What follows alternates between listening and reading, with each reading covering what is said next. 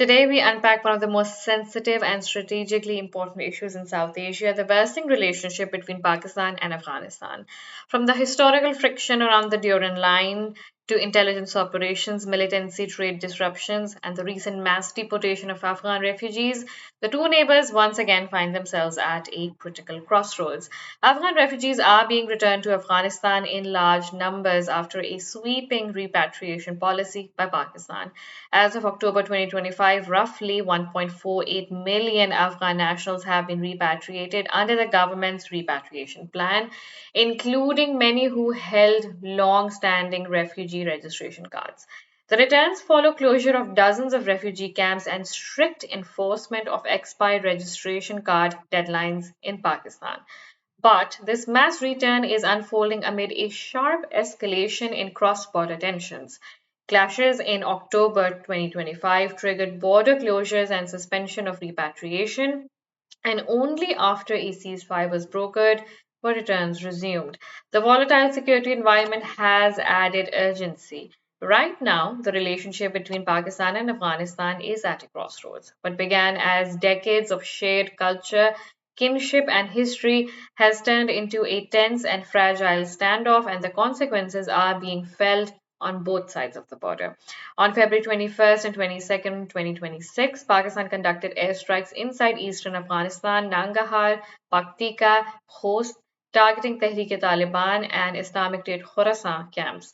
Pakistan has claimed killing over 80 militants. Afghanistan says at least 13 civilians were killed, including children, according to the UN.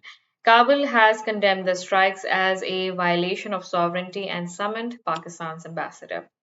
Militants carried out attacks inside Pakistan near the Afghan frontier, killing 11 security personnel and a child in Bajor on February 17, 2026. A separate drone attack in Karak killed Pakistani personnel and medical responders, with Pakistan blaming militant groups linked to Afghanistan. Pakistan's Punjab province has also started to repatriate Afghanistan nationals, which is part of a broader push to remove undocumented Afghans.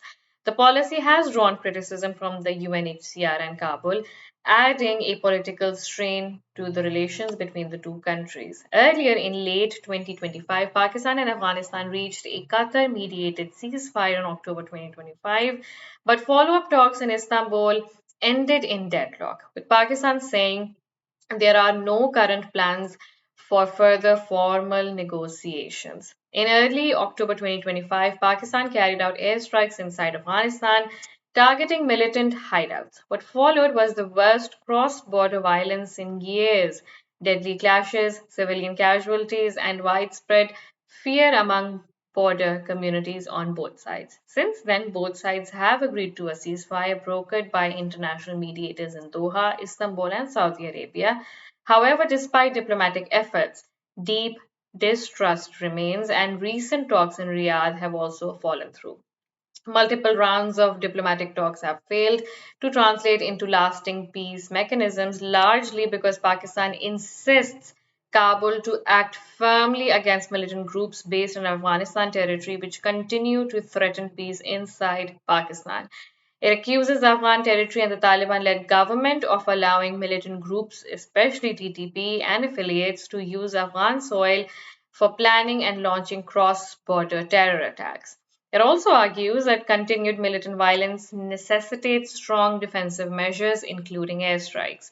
On the other hand, the Afghan Taliban have come forward to strongly condemn cross border air actions as breaches of sovereignty and international law, denying providing safe haven to militants attacking Pakistan, and have also emphasized diplomatic resolution but have taken a firm stance against external military action.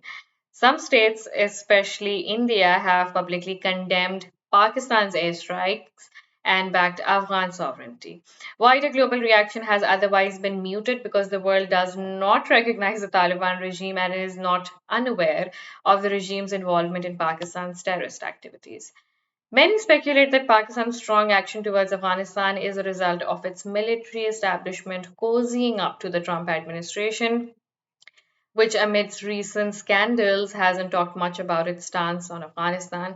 However, in my personal opinion, as influenced by Brzezinski's thesis, Afghanistan and Pakistan remain the most important strategic point for American control and influence in Eurasia, especially now as Europe seems more in favor of building alliance with Russia.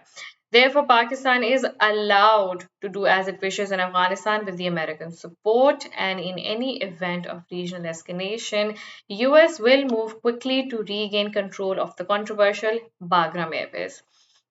Add United States saber rattling towards Iran to this geopolitical remix, and Pakistan may well spot an opening to tighten its grip on restive regions that keep rattling regional stability, while quietly offsetting the deepening alignment between China and Afghanistan around Belt and Road Initiative ambitions. All of this definitely has ramifications for the entire South Asian region, which can once again be sucked into the black hole that is regional terrorism. And Pakistan has a very important role to play for not only its own survival, but that of South Asia and Eurasia at large.